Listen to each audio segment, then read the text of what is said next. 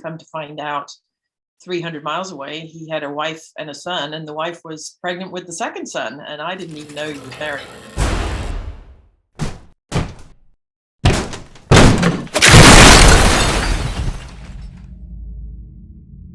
This is my inaugural episode of Fails, Falls, and Fuck-Ups, where I will talk to amazing, successful people about the times they were amazingly unsuccessful.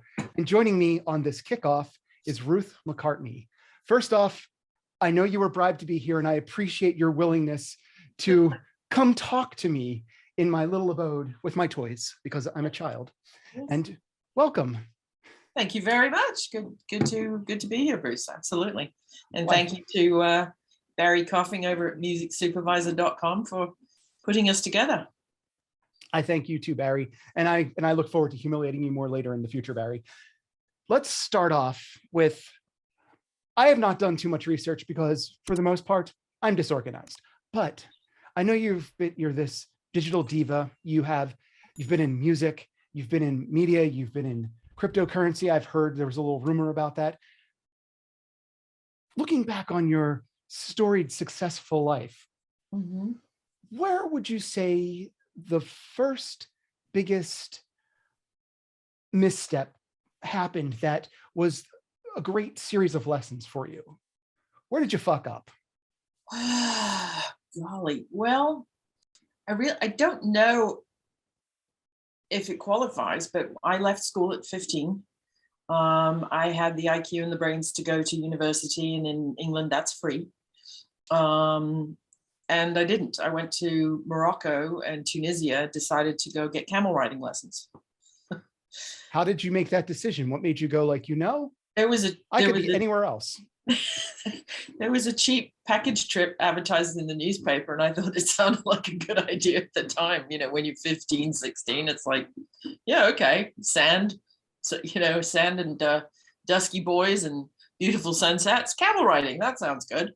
So I spent quite a while doing that when I probably should have been honing in on my business skills and my dance skills and I was a choreographer at the time. I had a group called Talent, a group of girls, and we were amongst the first people to put music to fashion shows, because in the old days there was sort of a string quartet and ladies in hats and gloves, and the models used to glide down the runway like you're always told, just be a coat hanger, don't express any emotion. So in 1975, 76, we had Slade and T-Rex and all the glam rock stuff, and I decided, I got a gig to put a choreography together, or fashion models together for, it was called Gimbals. It became Macy's in the old days. It used to be called Gimbals. We had one in Philadelphia. Yeah, so they hired me when I was 16, my first sort of professional thing, to put it together. And the show itself was a great success because I had all of the, big teased hair and sort of Frida Kahlo type eyebrow makeup and glittery boots with business suits. And we were playing all this glam rock stuff in the background, Mott the Hoople and what have you. And it may have been a success, it may not, because the client was very happy and the people at the show were blown away, but the press just nailed me. They killed me. They're like, what does this, stepsister of a Beatle think? She thinks she can get away with anything because just because of it. So I got a real bad rap in the London and the Liverpool and the fashion press. So that may have been my first screw up. And the idea came to me when I was out there in the middle of nowhere, sort of trying to learn how to ride camels. I'm like, fashion and rock and roll, it's always been a bit sort of staid and a bit twee until the 60s. Of course, there was Mary Quant and Twiggy and dancing, but never at a proper fashion show on a runway. So that was probably my first, whoops, didn't read the room. So I've got two questions out of that. The first question is, when you decided to just go off on this trip, did your family not try to stop you? Did your family? Oh no, my mom went with me. Oh, she's still here. She's 92. She's in the other office. She's our bookkeeper. Hi, Mom. The fearless Angie. No, absolutely. She's actually she's on the phone with the franchise tax board, giving somebody hell about not filing our $25 yearly postcard correctly. So no, she and I have been joined at the hip for almost 62 years. I'll be 62 next week. So we've been around the world, and oi, oi, oi. And did you get, and also I guess I want to ask you this, how much backlash, disrespect, or just resentment did you face by being his stepsister? Yeah. How dare she even think that she belongs in this realm simply because of her name? Oh, all the time. I still get some of that. Absolutely. But it's like water off a duck's back now. I just don't care. But in school, there were kids who were jealous, of course. And I got beaten up. I got my hair chopped off. I got my lunch stolen. I had some kid pee in my Wellington boots in the cloakroom. I got beaten up with 2 Bibles. I got knocked over the head in the library. So lucky I didn't split an eardrum. That stuff. But it just, in the words of Kelly Clarkson, cue the song. We can't do it because of copyright, but what doesn't kill you makes you stronger. That's the idea that Bibles can be pretty heavy. To have 2 of them symboled onto your head is a very extreme kind of thing. Yeah, she was. I still know the girl's name. She was not a happy camper. How did you protect yourself? How did you defend yourself, either emotionally or even physically at this time?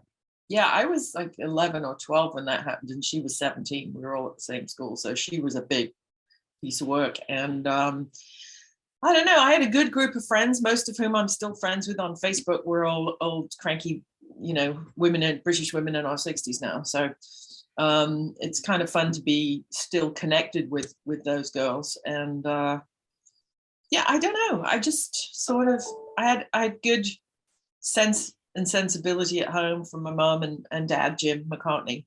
He used to just say, the fear and loathing and hate comes from jealousy or fear of other or not understanding. Just forgive them, say a prayer for them, and move on. So that's kind of the way I've lived my life. It's a good attitude. That way you don't have to carry the baggage around. Right. No, who wants to carry somebody else's baggage? I got enough of my own.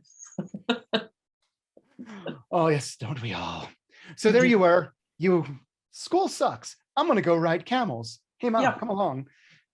And then there you just had this idea to do this fashion music mashup, I guess. Mashup, concoction. I like concoction. You can put your pinky out with that. Yeah. How'd you go from there? What'd you do next?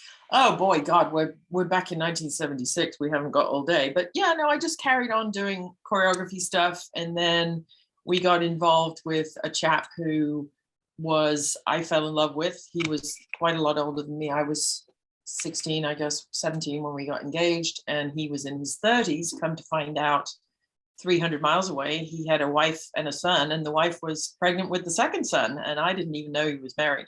So that was a major misstep in check out who you're agreeing to marry before you do that. You might want to do, but there was no internet. It was the 70s. It was a background check.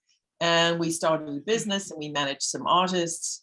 And because we owned our little 2-bedroom bungalow up near Liverpool, when my dad died, the house was left to my mom and I. And so this guy thought of moved in on, Ange, the so-called rich widow, and she wasn't. And the daughter, he tried to make a move on her, and she's like, ew. And so he made a move on me, and I fell for it. And we wound up borrowing money from the National Westminster Bank to start the business and run and support the business, and we signed a bunch of papers, mortgaged our home. And when he disappeared and the business went in the crapper, then we lost our house. We had to pay all the money back to the bank. And so we moved down to London, stayed with some friends, various, couch surfing.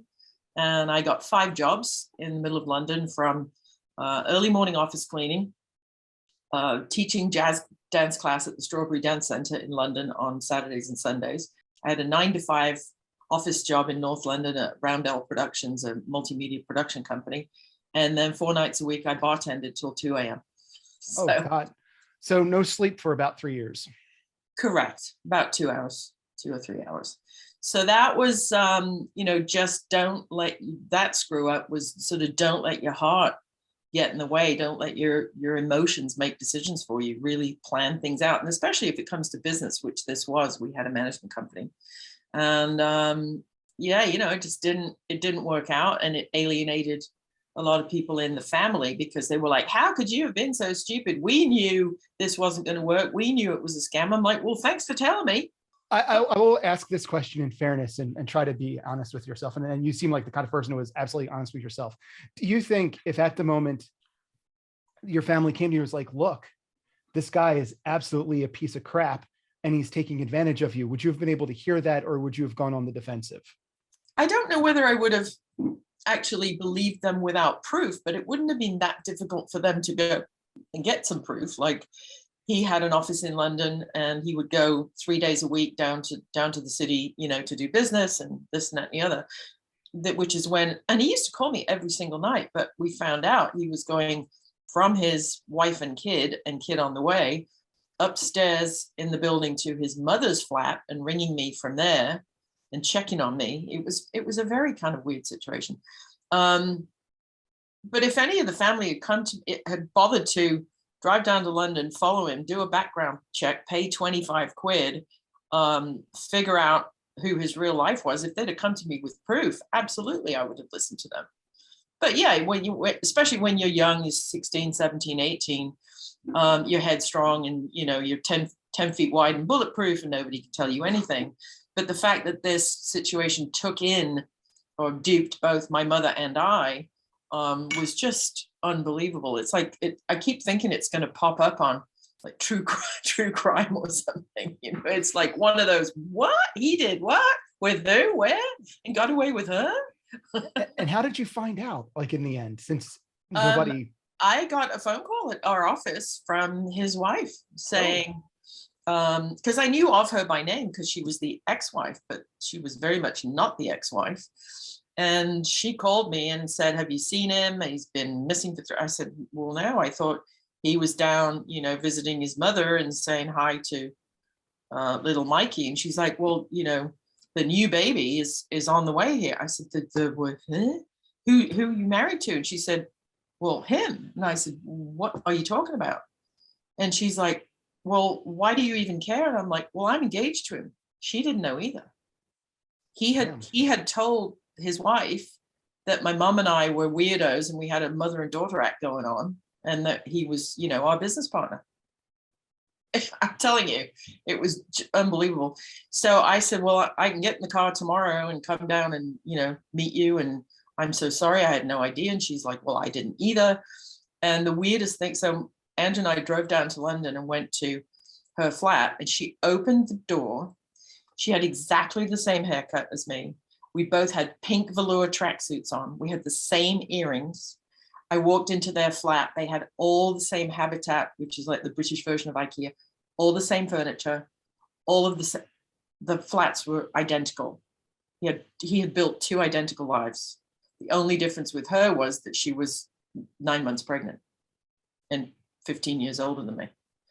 And so we just sat on the kitchen floor, and she said, well, I haven't drunk throughout the whole pregnancy, but I think tonight's a good night. There's a bottle of wine somewhere, whatever. And she said that she started to tell me, the wine glasses are up in the, I said, oh, I know where they are. Your kitchen's identical to mine. He bought 2 of everything. It was freaky. That is bizarre and freaky. Yeah. So that was like a real major screw up. And it, like I said, it alienated a lot of my family because they're like, well, we saw this coming. We could have told you. I'm like, well, thanks for the heads up. How long did it take for that alienation, that kind of weirdness in the family to dissipate? Long time. Yeah, long time. So it's just, families are weird. Why should ours be any exception? That's true. There's nothing that can absolutely make you insane like a family member can. Right. So that was probably my biggest, screw up in my whole decision making, like, spiritual, moral world. And I've been relatively lucky ever since. I've got friends who like Barry coughing. I've known Barry, God almighty, what, 35 years probably, which is amazing because we're both only 42. I know it's, you know, time just works differently when you find the people you connect to. That's right. I have friends I've known for 3 years who are there with my friend for 40 years. And I just know it. It's just that connection. Yeah. Right. So, you know, that's probably the biggest lesson I learned was don't let your emotions get in the way. And if you're going to do business with somebody, like I'm so lucky now, my husband Martin we've been 31, 32 years together. And he's my business partner. He runs McCartneystudios.com, multimedia, video, music, all of that. And he's an amazing musician and producer. And my mom is our bookkeeper. So the three of us are like this sort of three-legged milking stool. You know, we just all work together and get it done. But it's very rare. And I think one of the big mistakes people can make in life is just going all headlong into something with someone that you're newly in love with and you haven't kicked the tires, you know. How long did it take you in this business structure? You've always had your mom who has always been there, and you've had this wonderful relationship. When you met your husband, how long did it take you to grow to trust him and then trust him enough to actually go into business with him? Which one? I've had three. The one that worked, as opposed to the one that obviously was the second. I'm still best of friends with the other two. And we've had everybody here for barbecues and things. So you're still friends with the first guy? Yeah. With Diva, yeah. How did that work? With Paul. So Paul Antonelli, who knows Barry Coffing, is also a musician. He was the keyboard player in Animotion, the 80s band Animotion. You Are My Obsession. Yes, blah, blah, blah. yes. So that I was married to him for 3 years, I think. And it just, didn't work out. Young musicians on the road, this, that, and the other. And then he got married again, and that didn't work out. And then he called me one day and said, "Darling, I've met someone." I said, "Great, who is she? Tell me all about it." He said, "Well, thereby hangs a tale. I'm gay." I'm like, "Okay, all righty then." Moving on. So he's now out and proud and fabulous, and the winner of 6 or 7 Emmys for music supervision for daytime television. And I send him, we're building his website, and I send him tips and wrinkles all the time on crypto and things like that. And then my second husband lives in Munich, and he is a lighting cameraman, DP and gaffer in the commercial/medical industry, and writes all kinds of treatments for that sort of stuff. And we're still great friends. But again, we just grew apart. And then this husband, the 31-year husband, Martin, we lived together. We met in 1991, and we didn't get married till the middle of October 98. So it was a good sort of audition period for both of us. He still leaves the top off the toothpaste tube. Say that 6 times quick. She's trying to say. I refuse absolutely to even say it once. But no, we started the business. We met in 91. We came here, and we had various jobs. And then in 94, we lost most of our home in Woodland Hills to the Northridge earthquake. Oh, right.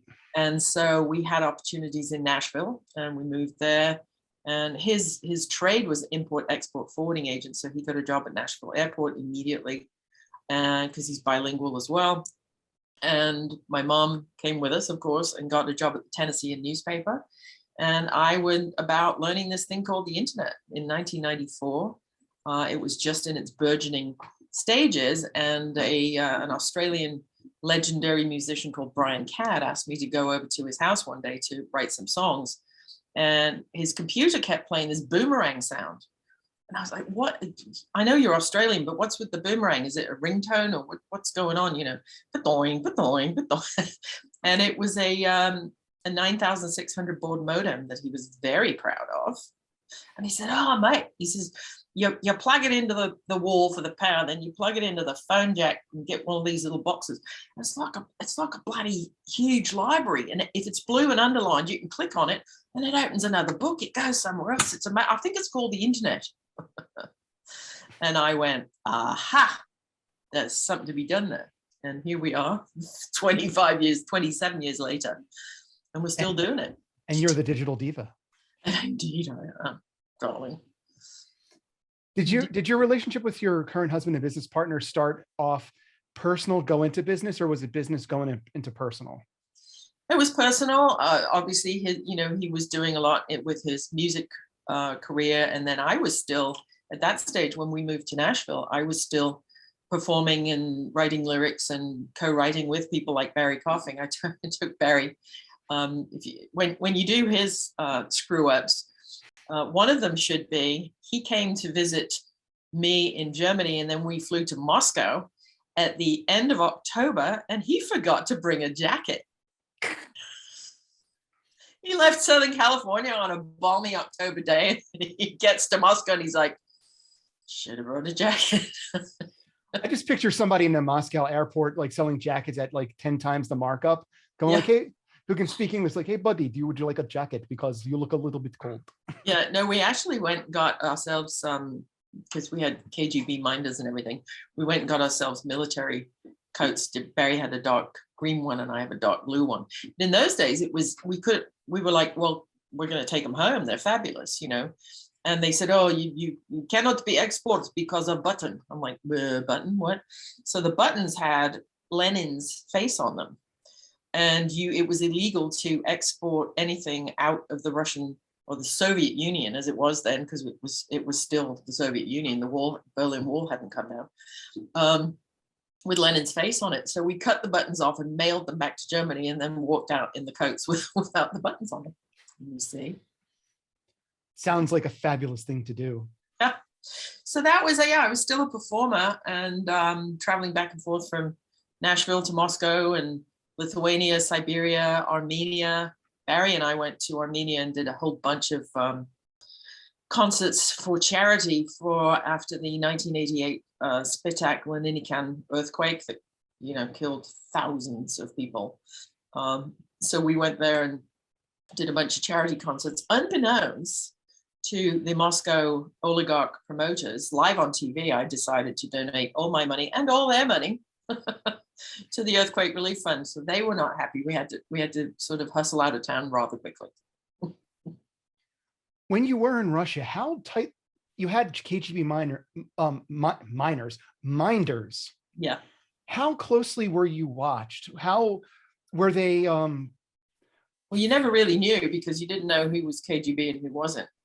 This is your manager. I knew he wasn't because he was gay, which was and still is illegal to some extent. But we were sort of given Bolshoi ballet dancers, so you never really knew. And then if we flew commercially, you pretty much know that the guy sitting in the row behind you was the guy for the week, and then the same faces would just keep appearing. The same driver. I mean, Yerevan, Armenia is about a 5-hour flight from Moscow, and you'd see the same faces. You'd be like, "Oh, hello, how are you?" And they sort of turn and read the newspaper. I'd have to wonder in that situation if I would just sit down and go like, I know what you're officially doing, but who are you? How are you? How is life? Do you like a vodka? Do you have any cigarettes? Yeah, exactly. No, when Barry and I checked into one of the early hotels in Moscow, Nazim Nadirov, who was my manager at the time, he came up and went into the rooms, and we had sort of like a suite of, adjoining whatever.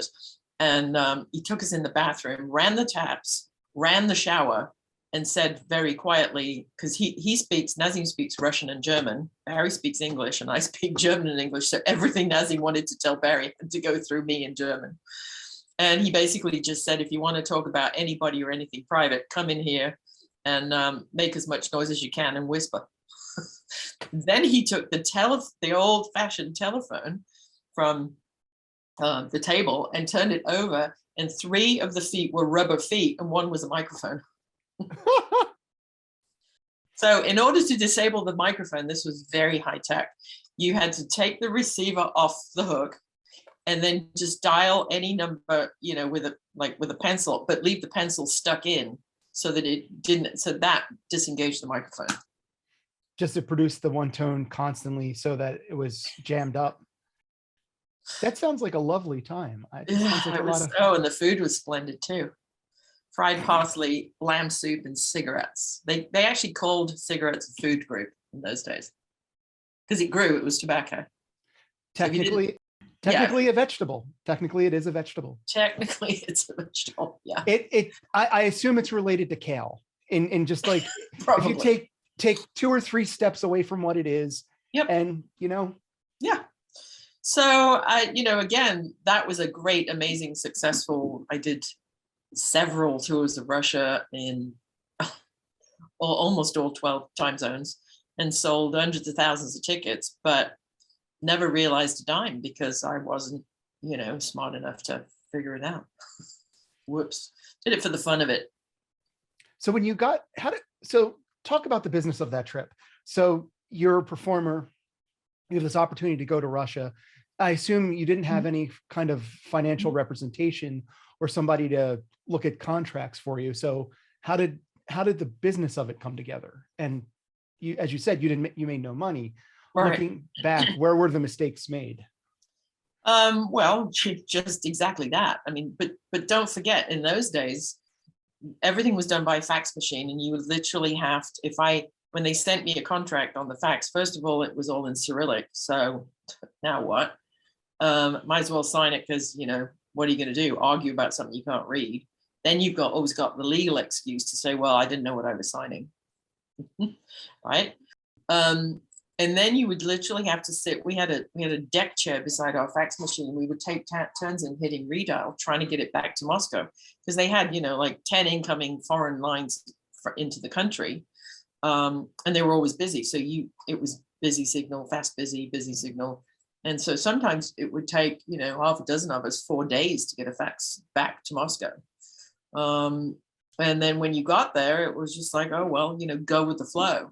But don't forget, the ruble was an unexchangeable currency. Nobody would swap. Now you can buy and sell rubles for other currencies. But in those days, there was just, you could bring it home, but you could, wallpaper your downstairs bathroom with it. It was a useless currency. So just the very fact, I mean, there were people who went later on, like Susie Quattro and whatever, she decided to get paid in farming equipment, or vodka was another artist, I can't remember. But then you get into that whole import export thing, and then it's and then you got to know another guy that knows another guy and do some of that. And so I just decided that for the time I took to do it, it was going to be a hobby and some great stories when I'm old. And here we are. And I appreciate you sharing them with me. When you came back, how did you transition out of being a performer? What made you go like, Well, I think it was when the internet started. We started to build websites for people like David Cassidy and Andrew Gold and Penn and Teller and what have you. And I just got so fascinated with the business side of it and the fan club and the communication side of it.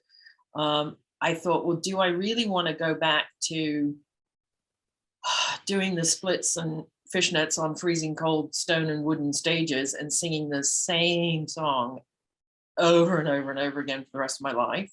Or do I want to do something that's different every day? That's what I admire about performers.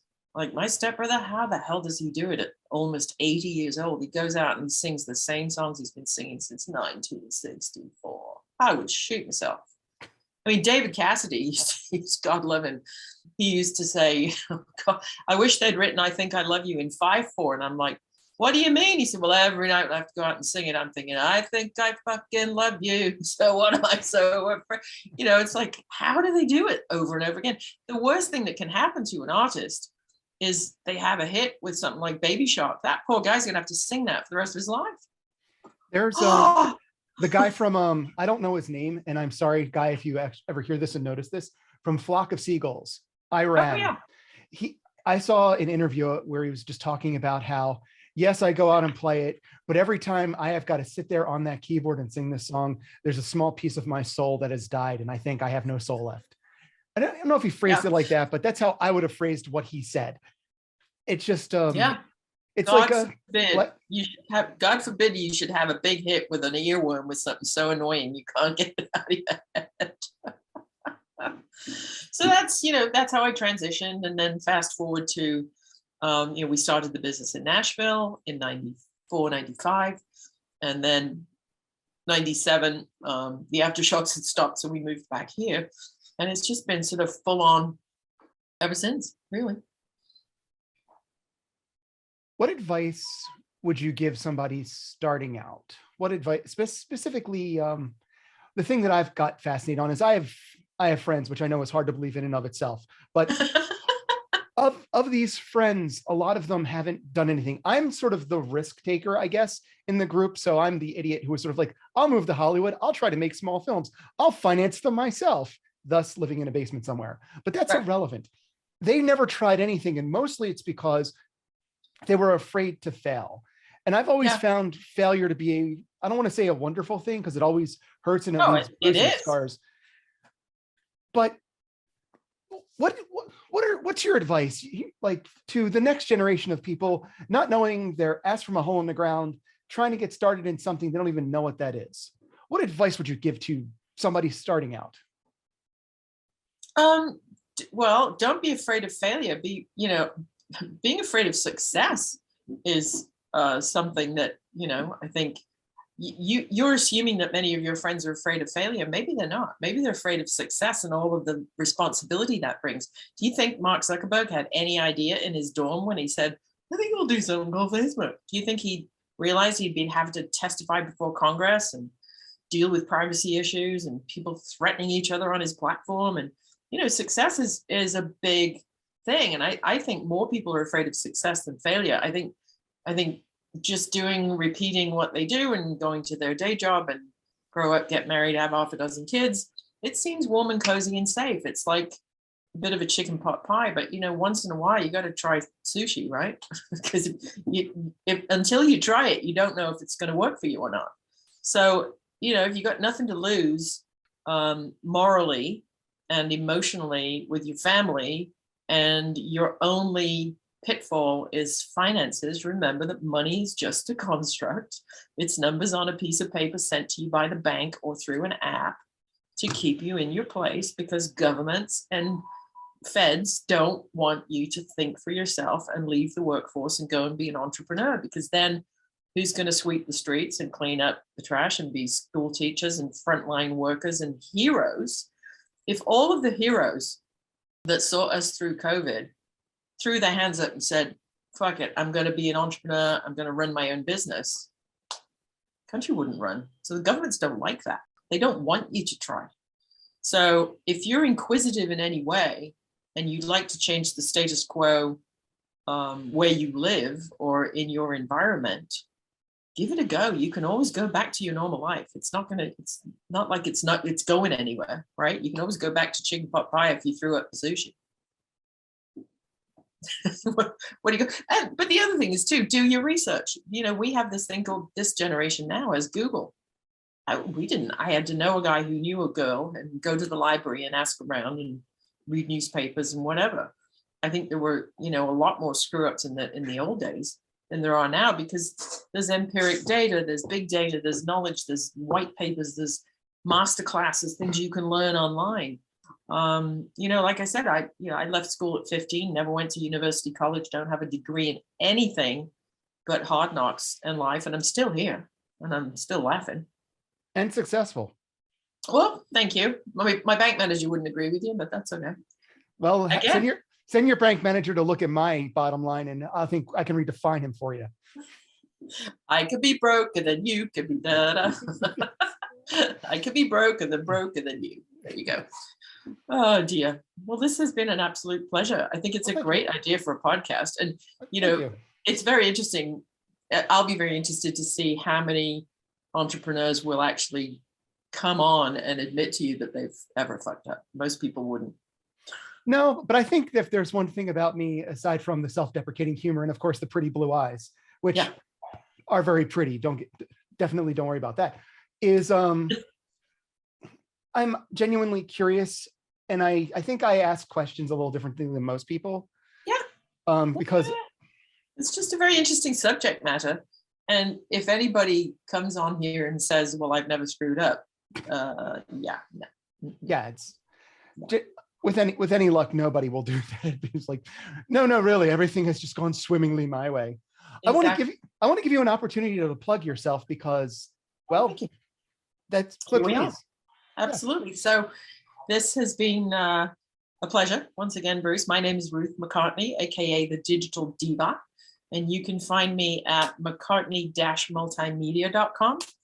My husband, Martin Nethercutt, runs our daily Beatle rock and roll newspaper at mccartney.com. That's MCCARTNEY.com. And McCartney Studios is our video division. And my latest crazy project is turning chefs into rock stars, turning recipes into revenue. And that is at gourmetnft.com. So go collect your recipes from your favorite chefs, compile a fractional cookbook, and go forth and make that chicken pot pie into sushi. There she goes, capturing your heart and then selling it as a fractional derivative of an NFT on the crypto market. Now, if you have no idea what that means, neither do I, but we can ask her. Just leave that question in the comments and I'll be sure to pass it off to her because I don't have a clue. And speaking of not having a clue, follow me on all the socials, as well as subscribing to this channel. Now, next week, we talk to a big fish in a small filmmaking pond who is looking to dip his fin into deeper waters. Why don't you do something with the film stuff? You're always filming, you're always putting these little things together. Why don't you take one of your stories and go out and do something?